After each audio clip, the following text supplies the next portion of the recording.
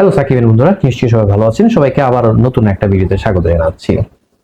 একটা প্রশ্ন উঠেছে, মেগাস্টার শাকিব খানের এখন কি করা উচিত?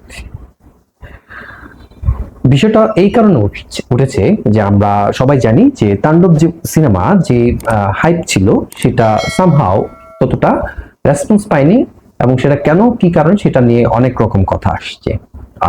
বিশেষত প্রথমত আসছে আপনার পাইরেসি, এরপরে প্রোডাকশন বা অন্যান্য বিষয় নিয়ে কথাগুলো উঠছে।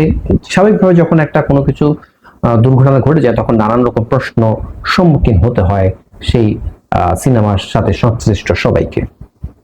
এখন প্রশ্ন হলো, যেহেতু সাকিব খানের একটা কেরিয়ার এবং সেটার সাথে চলচ্চিত্র অঙ্গনের অন্যান্য অনেকের কিন্তু এখানে সম্পৃক্ততার একটা বিষয় আছে এবং তাদের পরিবার চলার জন্য অনেক কিছু হয় এই ধরনের মুভিজের উপর নির্ভর করে।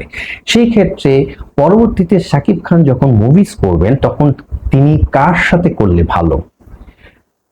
আমরা জেনেছি যে নতুন পরিচালকের সাথে ওনার এক্স মেজর নিয়ে কাজ করার কথা, সেটা নিয়ে আমি একটা ভিডিও করেছিলাম আমার চ্যানেলে, আপনারা চাইলে সময় করে দেখে নিতে পারেন। এরপরে আবার রিসেন্টলি কথা এলো যে আপনার হলিউডে উনি মুভি করতে যাচ্ছেন, এবং হলিউডে যেটা করেছে যে পরিচালক বা প্রযোজনা প্রতিষ্ঠান কাজ করেছে তারা কিন্তু এমআর9 নিয়ে কাজ করেছে।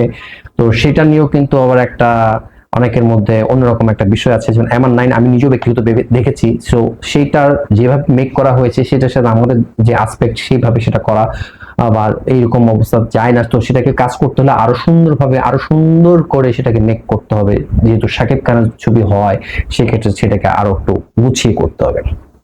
এরপরে হিমেল আশরাফের সাথে আরেকটা কথা এসছে, আদনান এর সাথে আরেকটা কথা এসছে, আবার কথা চলছে রায়হান রাফির সাথে তাণ্ডব 2 নিয়ে, এবং মেহেদী মিরাজ হৃদয়ের যিনি কাজ আছেন বরবাদ সিনেমা পরিচালক এবং তাদের production real energy production house নিয়েও কিন্তু কথা হচ্ছে।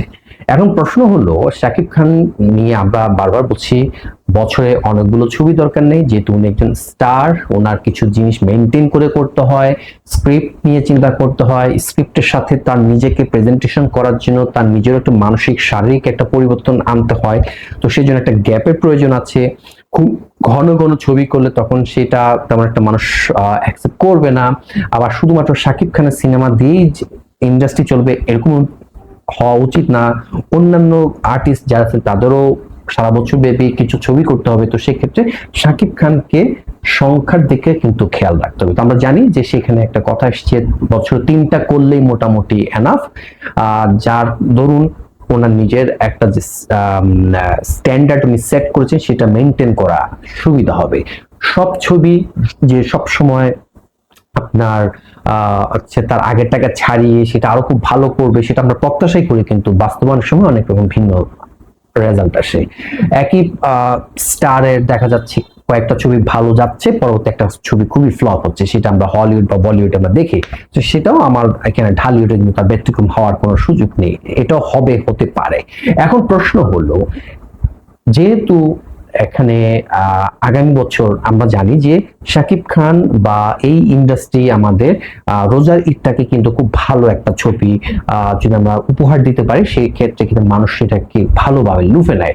তার একদম আমরা যদি দেখি যে এখানে কিন্তু আমরা এই বছর শুধু আমি আগের গুলো বাদ দিলাম, 2025-এ কিন্তু বরবাদ একটা মাইল ফলক তৈরি করেছে, যে রেকর্ডটা এখন পর্যন্ত কেউ যেতে পারেনি। তাণ্ডব হয়তো বা যেতে পারে, বাট এই মুহূর্তে যে অবস্থানে তাণ্ডব গুটি গুটি পায়ে আগাচ্ছে সেটা রিচ করতে পারবে কিনা সেটাও একটু ডাউট আছে। সেই ক্ষেত্রে সাকিবিয়ান যারা আছেন, যারা শাকিব খানের প্রাণ ভ্রমরা, যাদের কারণে আজকে শাকিব খান এই জায়গায় এসেছেন, এবং শাকিব খান নিজেও কিন্তু সেটা স্বীকার করেন যে সাকিবিয়ান ছাড়া কিন্তু শাকিব খান আজকে এই অবস্থানে আসতে পারতো না। এখন শাকিব খান কি সেটা বুঝে সেই সিদ্ধান্ত নেবেন? কারণ কার ছবিটা খুব ভালো লেগেছে, যেটা নিয়ে কোনো কথা হয়নি, সেটা যদি আমরা একটা আলোচনা করি, সেই ক্ষেত্রে নিশ্চয়ই এই বছর বা আগের গত 2 বছরের মধ্যে আমরা যদি একটু চিন্তা করি, সেই ক্ষেত্রে নিশ্চয়ই হৃদয়ের যে বরবাদ যে মুভিটা সেটা একটু ভিন্নভাবে চলে আসতে পারে। স্বাভাবিক সেটা আগে থাকবে, এরপরে আরো সেগ্রিগেট করলে হয়তো বা সেটা আরো কয়েকজনের নাম আসবে। এখন শাকিব খান যেহেতু তার রোজার ঈদের মুভিটাই খুব ভালো চলে এবং মানুষ সেটাকে ভালোভাবে দেখার চেষ্টা করে, সেটা যদি আমরা একটু চিন্তা করি যে বরবাদ কিন্তু আপনার 1 মাস পরে রিলিজ হওয়ার পরে লিকড হয়েছিল বা পাইরেসি হয়েছিল, তারপরে মোটামুটি এখনো চলছে বিভিন্ন জায়গায়। তাণ্ডব তো 6-7 দিনের মধ্যে হয়েছে। সো সেই ক্ষেত্রে এখানে আসলে তো কারো পাহারা দিয়ে ধরে রাখার সুযোগ নেই যদি না পর্যন্ত যারা ডিস্ট্রিবিউশনে থাকেন, সার্ভারে থাকেন, তাদের ওখান থেকে যদি সচেতন না হন, তাহলে তো এরকম ঘটনা যে কোনো সময় ঘটতে পারে। মুক্তির 1 দিন বা 2 দিন পরেও কিন্তু এটা হতে পারে। তো সেই ক্ষেত্রে সেটা তো একটা বিষয়, কিন্তু মুভির গল্প, প্রোডাকশন হাউস, অন্যান্য আর্টিস্ট, তারপর হচ্ছে আপনার লোকেশন, এখানে যে ইনভেস্টমেন্ট, সেটা মুখ দিয়ে না বলে কাজে কর্মে দেখানো কিন্তু একটা বিষয় আছে। তো সেটা কার সাথে করলে ভালো, সেটা নিশ্চয়ই শাকিব খান এখন সময় নেবেন। সেই সময় নেওয়ার পরে তিনি নিশ্চয়ই সিদ্ধান্ত নেবেন এবং সেই সিদ্ধান্তটা প্রত্যাশা করছি তিনি সঠিক সিদ্ধান্তই গ্রহণ করবেন। কারণ যারা শাকিব খানের ভক্ত আছেন, যারা শাকিবিন আছেন, যারা সবসময় শাকিব খানের প্রেইজ করেন এবং তার কোনো ভুল হলে সেটা সমালোচনা করেন, তার ভালোর জন্যই বলেন, তার মঙ্গল কামনা করেই কিন্তু এই ধরনের কথাগুলো বলেন, তারা কি বলছেন নিশ্চয়ই শাকিব খান জানেন, নিশ্চয়ই শাকিব খান বুঝেন। সেটা যদি তিনি অন্তর থেকে রিয়েলাইজ করেন, তাহলে নিশ্চয়ই তিনি চিন্তা করেন তার ভবিষ্যৎ আগামী যে কয়েক বছর উনি পরিকল্পনা করছেন, যে সেই জায়গায় তার কোন কোন মুভি কার সাথে কোন সময় করলে ভালো। ডিরেক্টর তো অনেকে আছে, সেই ক্ষেত্রে কার সাথে কোন সময়টা করলে ভালো, রোজার ঈদে কার সাথে করলে ভালো হবে, কোরবানিতে করলে কার সাথে ভালো হবে, নভেম্বর ডিসেম্বরে যেটা আসবে সেটা কার সাথে করলে ভালো হবে। তাহলে সেটা যদি সিদ্ধান্ত সঠিকভাবে নেওয়া যায়, এবং এই যে বিশৃঙ্খলা একটা তৈরি হয়েছে যে শাকিব খানের মুভি রিলিজ হলেই সেটা পাইরেসি হবে, সেই জায়গাটা যদি সঠিকভাবে কাজ করা যায়, তাহলে নিশ্চিত পরবর্তী যে মুভিজ গুলো তখন সেটা কিন্তু ডিজাস্টার হবে না। এটা ডিজাস্টার বলছি এই কারণে যে আমরা প্রত্যাশা করছি সেটা ফুলফিল করতে পারছে না। তাণ্ডব ডিজাস্টার হয়েছে আমি বলবো না, তাণ্ডব অবশ্যই রেকর্ড অনেকগুলো ব্রেক করেছে যা অতীতে অনেকেই অ্যাচিভ করতে পারে। তো সেই জায়গাতে তাণ্ডবের পটেনশিয়ালিটি ছিল আর একটু ভালো করে, বাট এখানে পাইরেসি হওয়ার কারণে অন্যগুলো মুভিজ সেটাকে লুফে নিতে পারছে, তাদের যে শো সংখ্যা বাড়ছে, তাদের ইনকাম গুলো বাড়ছে, কারণ দর্শক দেখে ফেলেছে।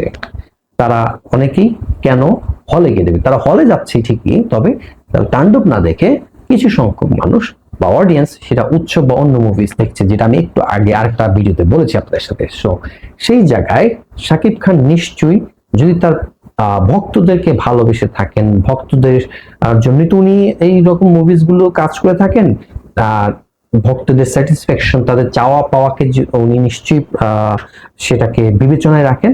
তো সেই ক্ষেত্রে ব্যক্তিগতভাবে আমি মনে করি তার সেখানে কিছু চিন্তার বিষয় আছে এবং তিনি সঠিক সময়ে সঠিক সিদ্ধান্ত নেবেন, যার ফলশ্রুতিতে আগামী নভেম্বরে কি হচ্ছে সেটা আমরা তো কিছুদিনের মধ্যে জানতে পারবো।